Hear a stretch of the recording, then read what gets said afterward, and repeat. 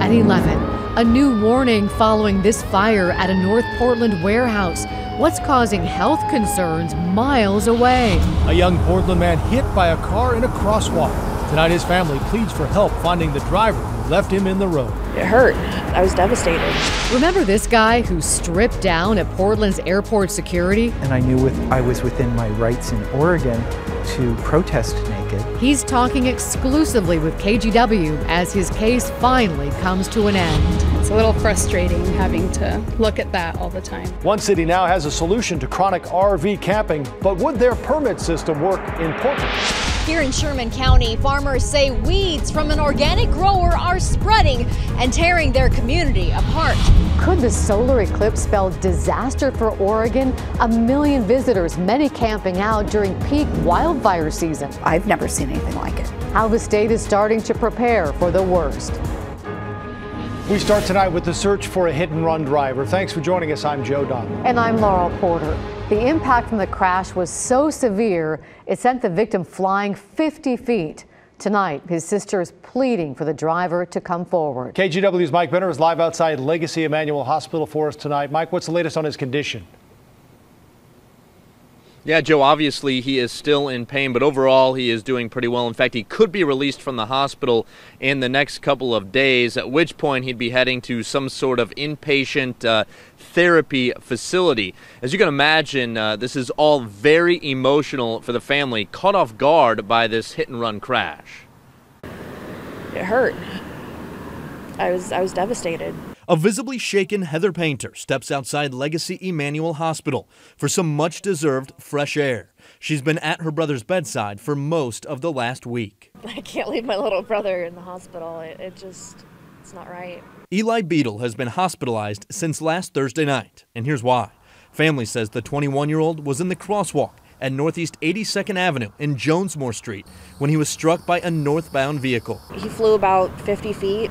Making matters even worse, Heather says, is the fact the driver did not stop to check on Eli. He was bloody and laying in the street, and they didn't take the time to stop.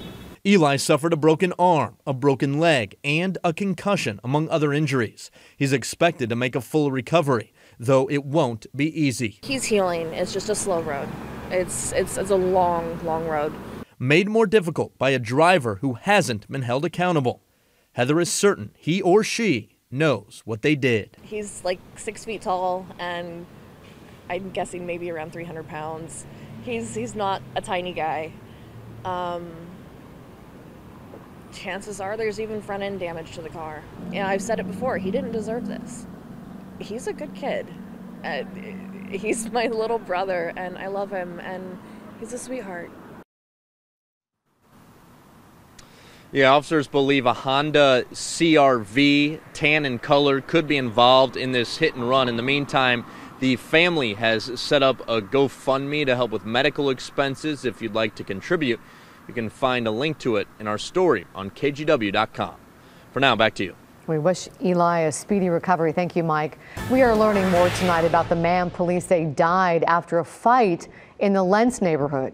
It was breaking news here last night at 11. Investigators say 53-year-old Brian Bruns was stabbed to death. They're investigating this as a homicide. Police found Bruns at an apartment building near 99th and Holgate last night after they were called to a report of a man hurt in a fight.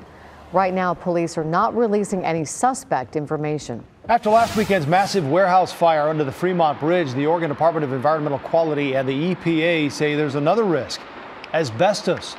As much as a 2-mile radius around the warehouse could be affected as well. Portland fire investigators say if you live or work nearby, don't touch any debris. They also suggest removing your shoes when you come inside to keep from tracking it in. The Oregon Health Authority said the potential short-term exposure is unlikely to pose any significant risk. That fire started Sunday night. Investigators think it began in a homeless camp. Family and friends celebrated the life of Jacob Schroyer today. He was attacked and stabbed by a complete stranger in Old Town last week. Schroyer died in the hospital yesterday. His friends say he was well loved within Portland's LGBTQ community and shined in his work as a DJ at CC Slaughters. We'd all expected him to pull through and just like, when is the next surgery? When is the hope? And The fact that all of a sudden there wasn't any was just shocking, stunned. Schroyer also worked at Bishop's Barber Shop. A small memorial sits in front where people have written heartfelt messages. Friends are planning to hold a celebration of life at CC Slaughter's this coming Saturday. They're hoping to raise money to help his family pay medical expenses. If you'd like to help, we do have a link at kgw.com. Police have the man suspected of stabbing him in jail.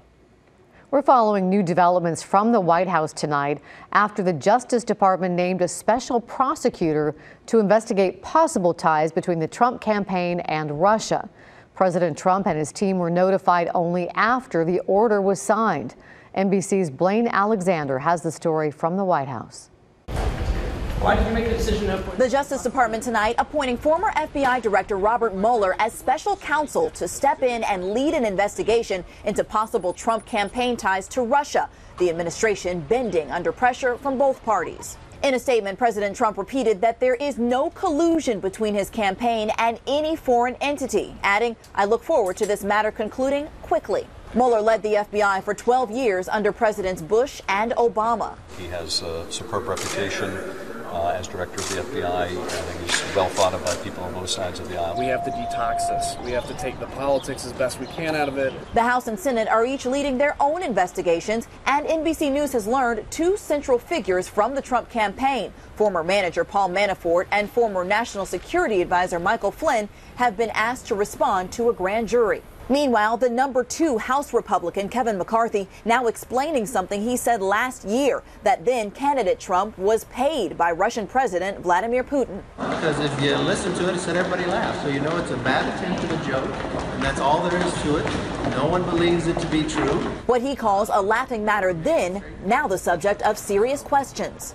Now Mueller will have to appoint a special team before he can get started, so that will delay this investigation. Tonight in a statement, Mueller said that he accepts the responsibility and will discharge it to the best of his ability. At the White House, Blaine Alexander, NBC News. In a KGW exclusive tonight, a man who made headlines around the country for stripping naked at airport security is sharing his story, and he says he'd do it again. John Brennan says he was traveling for work in 2012 when he went through a security checkpoint at PDX. He set off alarms indicating he tested positive for explosives. John says he felt the best way to prove he wasn't carrying a bomb was to remove his clothes. He told the TSA agents he had a right to disrobe in protest. I was not scared. I was maybe nervous. It was a new experience. I'll say that the half a minute of taking off my clothes was the closest I've ever come to being in touch with a higher power. It was just the most serene, empowered, easy moment I've probably ever had. Brennan was arrested and charged with indecent exposure, and ever since, he's been fighting both criminal and civil fines. He won his criminal case, but has had to pay a $500 civil fine for interfering with the TSA, and he lost his appeal. On KGW.com right now, you can see Brennan's full interview about his decision to protest naked, why he chose to fight the government for 5 years, and what he hopes others will learn from his journey. New tonight, a fight pitting organic against commercial farms in the Gorge is gaining national attention. An organic farmer posted a now viral message on Facebook saying the county threatened to spray his farm with chemicals. It would kill the weeds, but also his organic status. The question is, are they really going to do it? We sent KGW's Catherine Cook to the town of Morrow to find out. Azure Farm says if they spray chemicals, they'll lose their organic certification. Neighbors say if they don't, they'll lose their weed-free certification. And after 10 years of this, they say something has to give. David Stelzer has been farming organically since 1973. It is important. It's very important that we're not, poisoning our soils, and that certainly that we give people the choice. Here in Morrill, 2.5 hours east of Portland, he's CEO of Azure Farms. Because of our organic status, a certain amount of weeds end up going to seed or growing in our fields because we don't use toxic herbicides to kill them. Problem is, neighboring farmers say those weeds are traveling to their property. It's got out of hand. Farmer Brian Cranston says for the past 10 years he's been patient, But now, he says, the weeds are threatening his livelihood. And I grow certified seed wheat, and I'm going to lose my, if it keeps going the way it is, I'm going to lose my certification on my seed wheat. A plight that drew hundreds to Sherman County Court. So many, they held it in the school gym. Many here want to see the county uphold an ordinance in place for weed violations like those leveled on Azure Farms. An ordinance that would call for weeds to be chemically treated. It does say that the county has the right to. Do we want to? No. Do we plan to? No. Instead, Commissioner Joe Dubulskis says they're giving Azure Farms another chance. They've worked on a plan to get rid of the weeds organically and will have the state review it. Nobody here cares if there's weeds on Azure Farm. Nobody does. Just don't let them blow across the road onto the neighbors. Stelzer says he's grateful to avoid the chemicals he says could take 3 years to fix the weed problem. And then it's going to take 3 years after that to recertify organic. By that time, all my markets are gone. I've worked really hard to develop markets for the organic grain that you see growing right here. In Morrow, Catherine Cook, KGW News. Portland City Council today approved the mayor's budget. It'll be adopted in about 3 weeks. The budget focuses on roads, homelessness, and economic growth. It invests $50 million in infrastructure right away, but that will grow to $600 million over 20 years. Another $25 million will go to homeless services. The city is also going to invest in new community police officers, but they're cutting the mounted patrol. Next from the night team, high above a Washington elementary school, a bear has been refusing to come down from this tree all day, and tonight the standoff continues. Plus, why emergency officials worry this summer's solar eclipse could create an unprecedented danger. And before you think about heading out on the water, you'll want to see this. The 3 reasons why the river is running a lot differently this spring. And I'm Matt Safino on the Oregon coast at Beachside near Waldport as we continue our tour of the Oregon coast in honor of the Beachville, which turns 50 this year. It's the Oregon coast after dark. Folks are sacking out but still enjoying the fire. We'll show you Shore Acres State Park, other goodies from the coast, and a great forecast.